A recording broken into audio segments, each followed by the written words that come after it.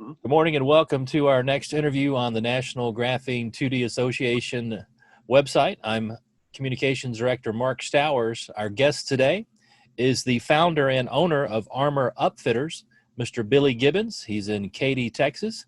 Good morning, Mr. Gibbons. Hey, good morning, Mark. How are you today? I'm doing just fine. I would like to learn a little bit about you. You have an interesting background. You're from New York in the Marines, and you live in Texas. Can you kind of take us through your education, through your career up to starting your company? Sure. Yes, sir. Well, I grew up in a town called Massapequa Park, Long Island. It's a big mafia town. It was a lot of fun to grow up in. Had 8 brothers and sisters. My dad was a World War II veteran, FBI special agent, and then became an entrepreneur. Wow. So I grew up pretty much in a hallway. We didn't have any money. We could not have been happier. My dad's business eventually took off, and I worked with them from the age of 15 on. I ended up going to Fordham University in New York City, the Manhattan campus. I joined the Marine Corps Reserve because I wanted to go enlisted and, become a Mustang in the Marine Corps. My long-term goal was to go to Fordham Law and then to become a JAG. I decided to go the business route instead once this little thing called the Gulf War popped up. Spent some time over there. And then I worked, around the world and primarily in downtown Manhattan during the telecom boom. And That's when 9/11 happened. My primary territory was Tower 1 of the World Trade Center, so I was there that morning. I was pretty upset. Ended up considering going back into the Marine Corps.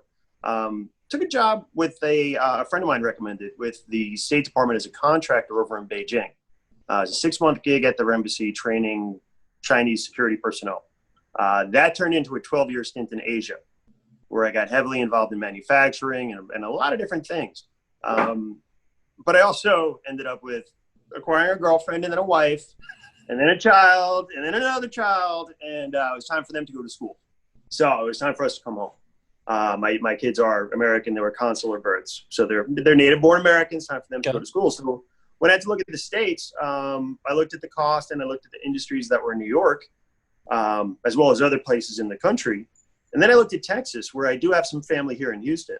And given the tax climate, the business climate, and of course, Rice University and Graphene, this is where I decided to raise my kids. So we ended up having another little baby girl, beautiful, only native-born Texan in the family. She runs the joint. You can tell she's the Texan, the true Texan. Okay. But we're at the center. We're at the center of the universe here in America for Graphene. Being in manufacturing, I ended up getting involved into body armor, and then Graphene is here, so this is where we're at. I ended up working with the guys at IA Coatings and Chris Clark over at Resinia, and they put together some graphene for us, and here we are.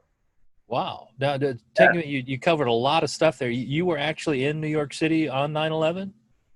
I was in the World Trade Center complex. Yeah, I was walking into the complex. Wow. Yeah. I find drama. I find stuff. I really do. I've got a whole bunch of stories I could tell you. Wow, that's another whole interview. I'd love to hear more of those stories. Sometime. Sure. Okay. Sure.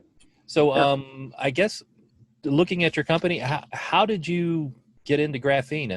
Kind of back into that with manufacturing, or what? Or I guess your company, let me say it right this time, Armor Upfitters. How did you come up with that? And tell us about some of the cool things that you're doing there. Sure. Well, I had about 5, close to 6 years ago, founded another company here in Katy. We dealt mainly with body armor. And with that company, with the startup, again, it was tough. It was tough to get financed. It was tough to, figure out how to do all this stuff here in America now. We won something called the Veteran Business Battle at Rice University. So it's at the Bauer School, the Graduate School of Business. And from there, I was able to really get into some R&D for armor. And that's when Chris Clark reached out to me. And Chris had, he claimed, hey, you guys, you use some resins. I'm pretty sure you do. I have a resin. I'm able to infuse graphene into resins. So what we did was, I kind of thought it was BS. I wasn't really sure of the science yet. It's kind of, at that point, people make so many claims about graphene. It can do everything, but nobody really understands it. It has all these great benefits, but we don't know what makes it work. I took it with a grain of salt. I was, all right, let's see what we can do.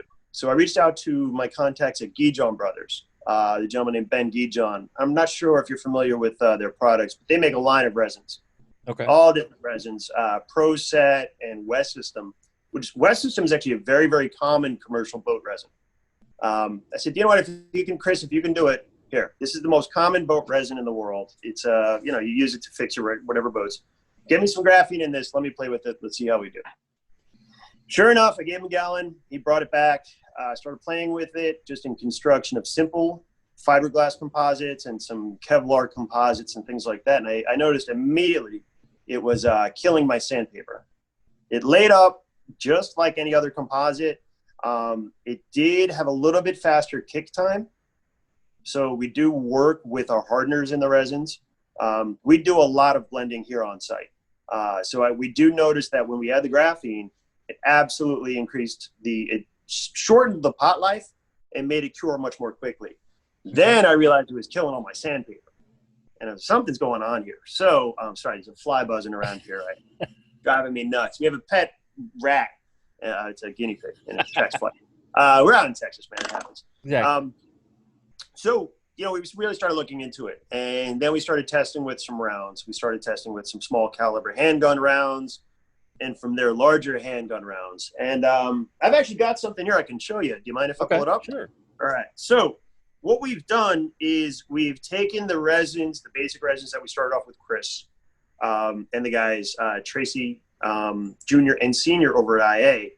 And then we've added different resins. So we've added different mixtures of resins, and we've added I've added a whole different menu of other additives, primarily boron carbide and then some other proprietary things. So in addition to the graphene, we had graphite platelets to bind everything, of course, some silica to bind everything, some other things we do, a lot of proprietary stuff. That's about as much as I'm going to tell you right now. Okay. All right. What I am going to do is show you something. Okay. All right. So, my apologies for not being better prepared. That's fine. Yep. This right here, this is actually a seat back. So one of the things we do, we armor UTVs. We're a Polaris government and defense contractor. Direct supplier.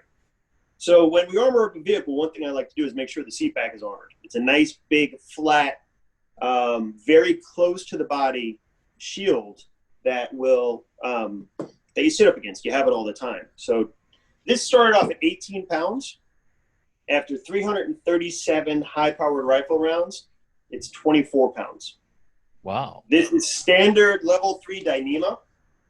Okay, so this Dyneema comes from DMS. We create our own, basically composite, our own system around it. You can see it's got this weird yellow tint, yellow hue. To get 337 rounds stopped in this amount of space, it's unheard of. Dyneema alone won't do this. It simply won't. No, the last one that picked it was 7.62 by 54R in an armor-piercing round. That's a mean, nasty round. Wow. Now, what is that again? You said that was a seat back?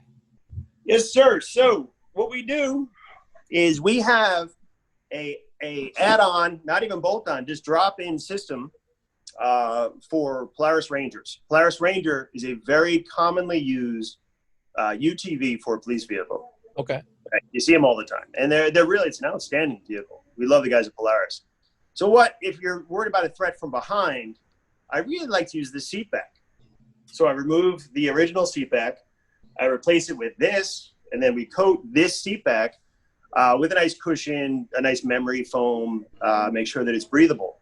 The greatest thing about this seat back, it's so light, you can grab it. It's a personal shield when you exit the vehicle. It's a standard shield at level 3, which can stop 337 rounds. So we're changing the game. I mean, we're really doing some crazy things here. Wow. Who would ever think, hey, whoa, you're in a little tiny glorified golf cart, as some people call them. These machines are beasts. I drive them every day. I do a lot of stuff here. Mm-hmm. This little golf cart, we can bring up to level 4 body armor protection, like, NIJ or BRC8. I can make Polaris Ranger a little tank because of the weight we've cut using advanced plastics as UDPE. So Dyneema, Spectra, even Tensilon.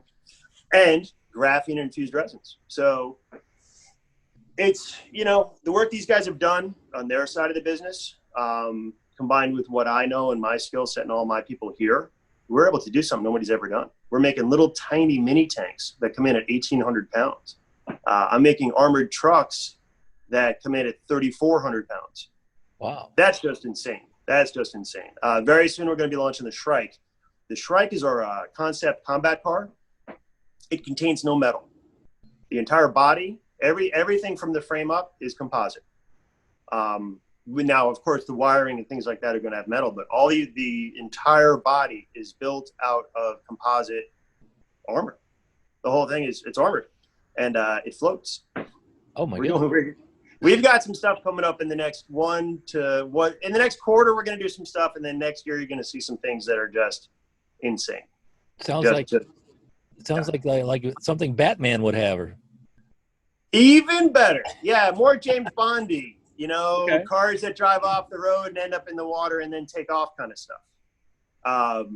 Basically everything but submarine so far. Wow. So yeah, we're in aviation. We're in the air in a couple places right now. Mostly with law enforcement, but we're also working with another group on some microlight stuff. We're doing a lot of stuff we can't talk about because that's how this industry is. A lot of stuff on the water, a lot of boat stuff, a lot of drone stuff, a lot of advanced combat platforms, which is what the Shrike combat car is going to be. The Marine Corps doesn't use tanks anymore. Said no more. It takes forever and it takes a fortune to get one Abrams around the world. Well, at 70 tons, of course it's going to happen. What happens with a 2-ton vehicle, right? We can put 35 vehicles on the ground at the same weight as one tank. Wow. Yeah, that's real math. That's changing. That's fighting the next war. The idea is to make them amphibious and to make them capable of flight. If you can come up with something that's light enough and you can create a disposable airframe and wing frame, why not drop a complete vehicle from whatever height you want and glide it in? We can do that with small wings. I can't do that personally. I'd pee myself. I'd have to change my underwear. If you put me there, maybe I could. It's, fly this thing or die. But we're talking about changing warfare. And we're talking about changing, especially reconnaissance, electronic warfare, getting advanced, composite protected systems into the field as quickly as you can.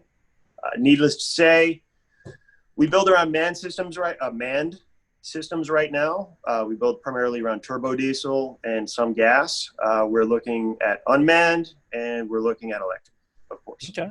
That's the way we're doing it. So if anybody knows Elon Musk, Elon, I really want to work with you. No, we've got great stuff, and I think his designs make sense. He's an unbelievable entrepreneur. I respect something like that. But I've looked at the numbers of their vehicles. Yeah, I can make them BRC7 without affecting the performance. Well, too much. You know what I mean? Now, these are being mass produced at a different facility, not in yours, or? No. So what we do, we're just wrapping up the molding stage right now. Okay. It's taken about 18 months. All of our molds are complete. Of course, we're going to continue to add new molds, but we're just hitting the market right now. We do have vehicles and kits for sale today. So luckily with composites, we can mass produce in a tiny space with very limited machinery. Very limited. My electric bills, people look at what we do and then think, how do you make? You pay how much in electric? I said, we use hand tools. We use our hands. There's not a lot of, there's almost no automation here. Wow. Yeah. It's old school traditional craftsmanship, combined with modern molding. Okay. So we don't need a lot of heavy equipment. We get our ballistic materials come in pressed. So they come in pressed as a sheet. They either come from Dyneema, which is DMS, Honeywell Spectra Shields, which is a product here in America. These are all American-made products, or Tensilon from Dow. We use some Kevlar. We use a lot of Kevlar. We use structurally. We use a lot of carbon fiber. We use a lot of hybrids, carbon fiber, Kevlar, a lot of E-glass, and an awful lot of S-glass. And S-glass, if you're familiar with S-glass. No, I'm not. It's a satin weave, very, very high-end, for lack of a better word, fiberglass.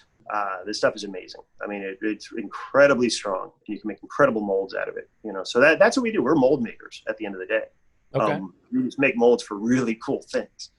And all of our stuff involves, you know, being able to shoot it, blow it up, drive it, crash it, all that fun stuff. I mean, my kids love what their dad does. Oh, I grew up on a farm in Mississippi, and my dad blew up stumps. So I've been around dynamite since I was like 3 or 4. So when I saw your video blowing up a trash can, it's like, that's a guy I want to talk to. Yeah.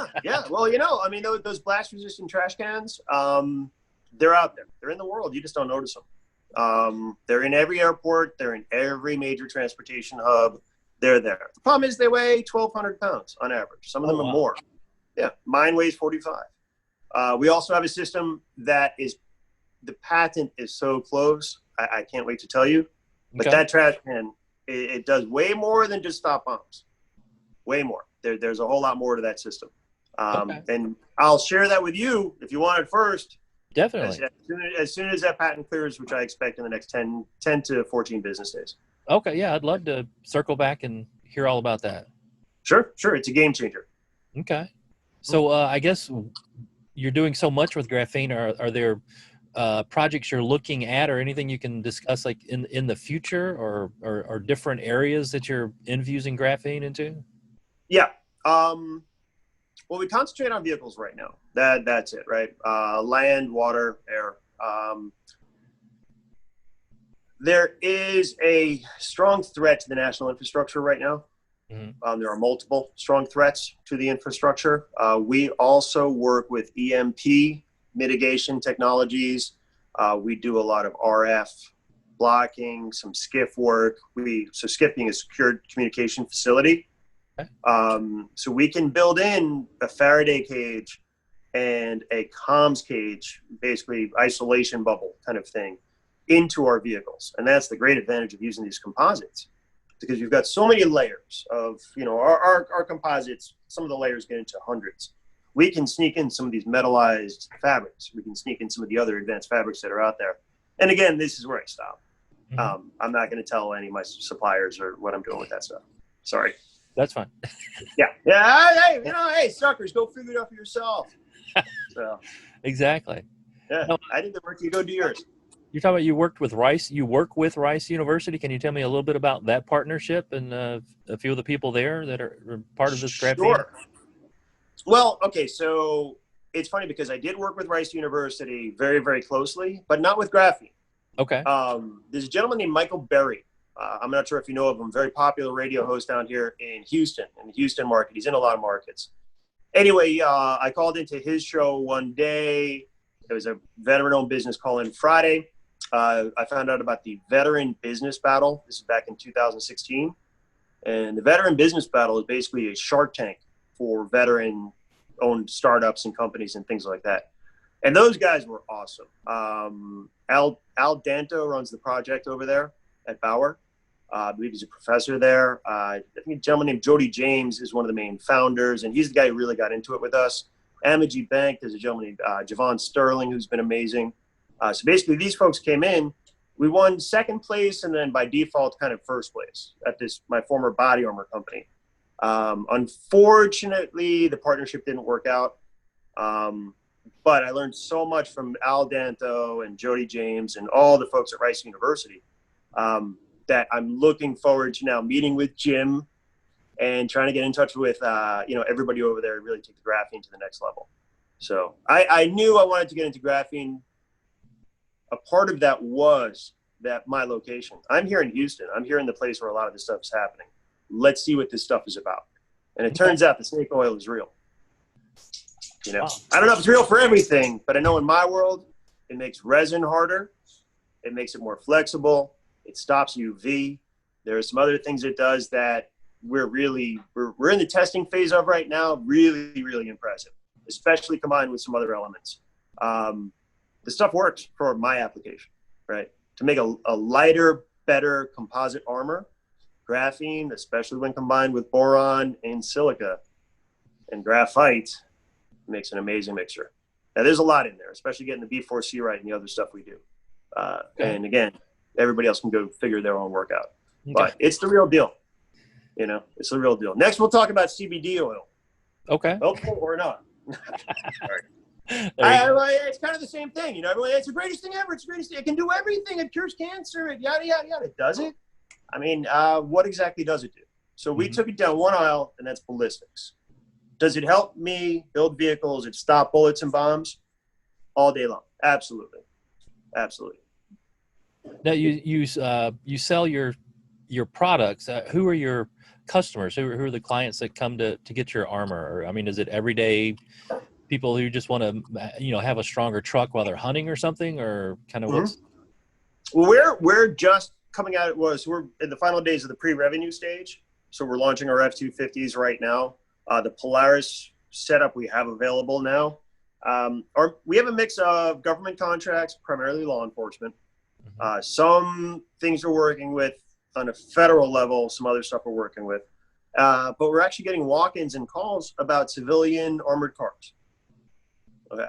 If you live in Portland, if you live in Minneapolis, if you live in any major metropolis and you've got the money, you can drive a brand new Porsche Turbo S4. Sure. Or you can drive a Ford F-250 turbo diesel. I'll tell you which one I drive. I'm going to guess a diesel. The turbo diesel. Yeah. She's got a BRC7 glass all the way around. All the door panels are done. Doing the engine block, the front grille, so nobody can shoot through my radiator. We're working up a solution for armored tire covers, not armored tires, not run flats, but an actual cover. Honestly, to be honest, I don't know why you'd buy a brand new Porsche that costs more than one of my trucks right now. And the crazy thing is, I still get 18, 19 miles to the gallon on the highway. It's great. Wow. Yeah. I went to the beach just yesterday. We drove from Katy to Crystal Beach, and with my family. And I got to tell you, driving my armored truck on the beach, on the beach, not so much, but here, there, stopping everywhere, getting gas. Knowing my little girl is sitting behind, a nice clear glass. She has no idea what it is. And I know it'll stop 30 cal ammo all day long. Wow. It's a weird feeling. I never thought it would be so comforting, It's today's world. I mean, you kind of have to prepare for everything sometimes. Yeah. And I've learned that, some jerk flew a plane into my office. You never know what's coming, right? You just never know.